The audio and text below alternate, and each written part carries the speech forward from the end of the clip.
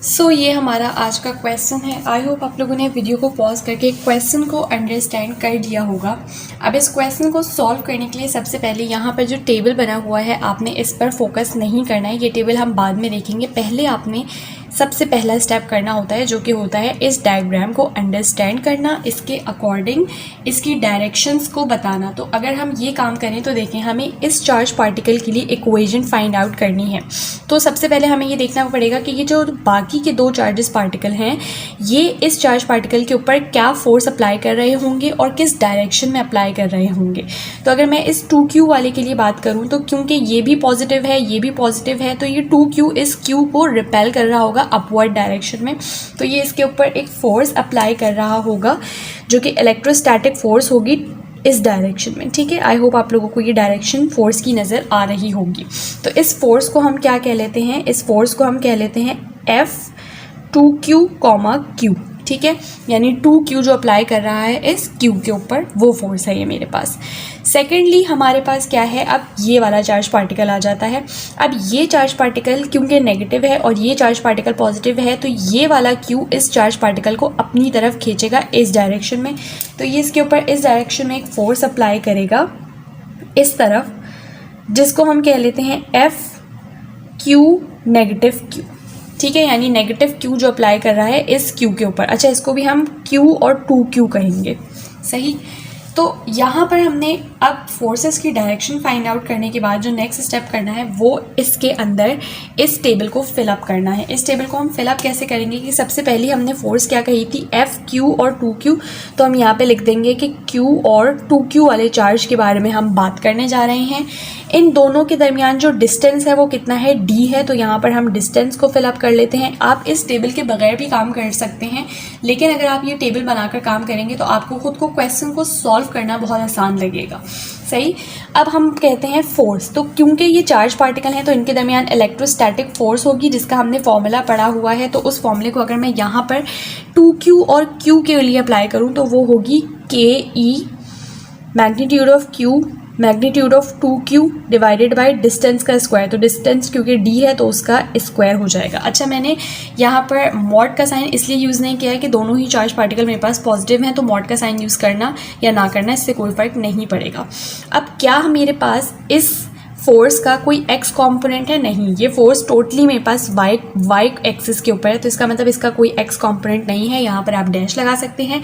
और इसका अगर मैं वाई कंपोनेंट की बात करूँ तो इसके वाई कंपोनेंट के लिए मुझे इस वाले चार्ज पार्टिकल के ऊपर एक आर्बिट्ररी एक्सिस ड्रॉ करना पड़ेगा जो कि मैंने पेंसिल से यहाँ पर ड्रॉ कर दिया। अब क्योंकि हम फ्रॉम पॉजिटिव एक्स एक्सिस से हमेशा एंगल मेजर करते हैं, तो अगर आप पॉजिटिव एक्स एक्सिस से यहाँ इस फोर्स तक एंगल मेजर करो तो ये आपको दिख रहा होगा कि ये एग्जैक्ट 90 डिग्री का एंगल है। तो इसका मतलब कि जो इसका साइन कंपोनेंट है उसके साथ हमें 90 साइन 90 लेना पड़ेगा। सही, तो हम यहाँ पर क्या लिख सकते हैं, 2KE F साइन 90 ये लिख सकते हैं ना। तो F की जगह F की जो वैल्यू है वो मैं पुट करने जा रही हूँ। तो ये क्या होगी, 2KE Q square over D square sine 90। सही, अच्छा, मैंने इस इक्वेशन को अरेंज करके यहाँ पर लिखा हुआ है। तो ये मेरे पास हो गया है एक वाली फोर्स के लिए। अब हम सेकंड फोर्स के लिए काम करने जा रहे हैं। अच्छा, तो सेकंड फोर्स को मैंने आपको समझाने से पहले अपने डायग्राम को थोड़ा सा क्लीन अप कर लिया है ताकि आपको सही से समझ आए। ये मेरे पास फोर्स है जो कि ये वाला Q इस Q के ऊपर एक्सर्ट कर रहा है, और ये जो लाइन है ये मेरे पास मैंने आर्बिट्ररी एक एक्स एक्सिस ड्रॉ किया हुआ है क्योंकि मुझे इसकी अभी ज़रूरत पड़ेगी। तो मैं टेबल को साथ साथ फिल कर लेती हूँ। अब हम किस चार्ज पार्टिकल की बात करने जा रहे हैं, Q नेगेटिव Q की, तो वो यहाँ पर हम लिख लेते हैं। अब इन दोनों के दरमियान का जो डिस्टेंस है वो हमें चाहिए जो कि हमें गिवन नहीं है, और वो डिस्टेंस कौन सा होगा, ये यहाँ से लेके यहाँ तक का डिस्टेंस, ये डिस्टेंस हमें फाइंड आउट करना है। तो अगर मैं पेंसिल से इस डिस्टेंस को फॉर एग्जांपल ड्रॉ करूँ तो देखें, अब मेरे पास ये एक राइट एंगल ट्राइंगल बन गया है। और एक और चीज़ इसके अंदर क्या है कि इसके दो साइड्स इक्वल हैं। तो अगर आप इसके ऊपर पाइथागोरस थ्योरम अप्लाई करें या ना भी अप्लाई करें, आपको खुद की बात पता होगी कि जब दो साइड्स इक्वल होते हैं तो जो हाइपोटेन्यूज का आंसर आता है वो क्या आता है, साइड यानी जो भी एक साइड है इंटू √2, ये आंसर आता है। अगर आपको नहीं पता आप पाइथागोरस थ्योरम अप्लाई करके देख सकते हैं, यही सेम आंसर आएगा। तो मेरे पास यानी कि जो डिस्टेंस है इन दोनों चार्ज पार्टिकल का वो ये है D√2। तो यहाँ पर हम डिस्टेंस को लिख लेते हैं D√2। अब मेरे पास फोर्स की बात आ रही है, तो फोर्स को अगर मैं लिखूं तो मेरे पास हो जाएगा के E magnitude of q, magnitude of negative q, लेकिन वॉट की वजह से ये भी सिंपली क्यू आएगा, डिवाइडेड बाय डिस्टेंस का स्क्वायर जो कि है d√2। तो यहाँ पर हम लिख लेते हैं d√2 का स्क्वायर। ठीक है, ये मेरे पास आ गई है फोर्स। अब क्योंकि ये फोर्स एक सर्टेन एंगल पर है और वो एंगल क्या है वो भी हम मेजर कर लेते हैं। देखिए यहाँ पर अगर आप इस एंगल को देखो, इसके दो साइड्स क्या हैं, इक्वल हैं। तो इसका मतलब अगर ये वाला साइड मेरे पास क्लियरली अगर 90 डिग्री है तो ये एंगल यहाँ पर 45 डिग्री होगा और ये एंगल यहाँ पर क्या होगा, 45 डिग्री होगा। इसको अगर आप टोटल करें तो 180 डिग्री आ जाएगा।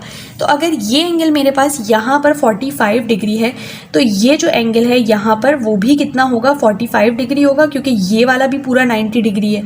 तो अगर ये एंगल यहाँ पर मेरे पास 45 डिग्री है तो यहाँ पर इस वाली फोर्स का एक्स कॉम्पोनेंट के साथ जो एंगल आ रहा है वो कितना आ रहा है, 45 डिग्री आ रहा है। सही, लेकिन हमें इस फोर्स को इसके कंपोनेंट्स में ब्रेक करके ही इस्तेमाल करना पड़ेगा।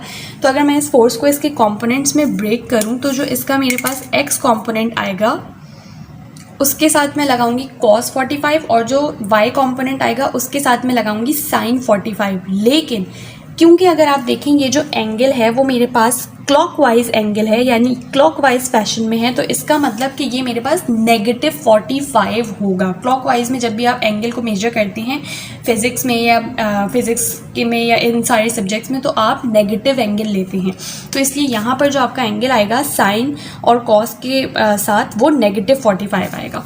तो यहाँ पर f cos 45 होगा। f की जो वैल्यू है वो मैं अरेंज करके लिख देती हूँ। तो ये होगा KE² ओवर d का स्क्वायर करें तो ये आएगा आपके पास d² और √2 का स्क्वायर करें तो वो सिंपली 2 आएगा। ठीक है, और इसके साथ आप लगा दो cos -45 एंड सिमिलरली यहाँ पर क्या होगा, f sin 45। f की जगह आप उसकी वैल्यू पुट कर दें तो ये हो जाएगा KE² ओवर 2d² sin -45।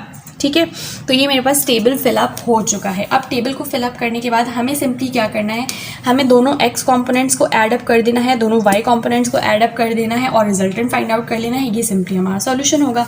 तो उसके लिए हम क्या करने वाले हैं, हम सबसे पहले x कंपोनेंट्स को ऐड अप करने वाले हैं। तो यहाँ पर हम लिख लेते हैं fx इज इक्वल्स टू, क्योंकि एक कॉम्पोनेंट तो मेरे पास 0 है वो होगा ही नहीं, सिर्फ यही होगा। तो यहाँ पर हम लिख लेते हैं KEQ² ओवर 2d² cos -45।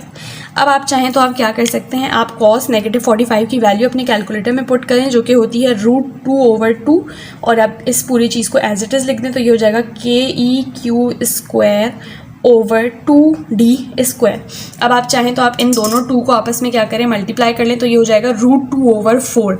तो जब ये √2 ओवर 4 हो जाएगा उसको आप अपने कैलकुलेटर में डिवाइड करेंगे तो √2 डिवाइड बाय 4, तो आपके पास जो आंसर आएगा वो आएगा 0.354 और बाकी की ये term KEQ² over d² as it is लिख दें, KEQ² ओवर d²। तो ये मेरे पास x कंपोनेंट की इक्वेशन आ चुकी है। अब मुझे y कंपोनेंट्स की इक्वेशन चाहिए जो कि थोड़ी सी ट्रिकी होगी क्योंकि मेरे पास दोनों ही के y कंपोनेंट्स मौजूद हैं।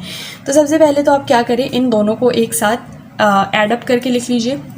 ये हो जाएगा 2KEQ² over d² sin 90 plus KEQ² over 2d² sin -45। ठीक है, अब आप क्या करें कि आप यहाँ से अपने पास, क्योंकि sin 90 आपके पास होता है 1, ठीक है, तो यहाँ पर आपके पास सिर्फ और सिर्फ ये वाली टर्म रह जाएगी।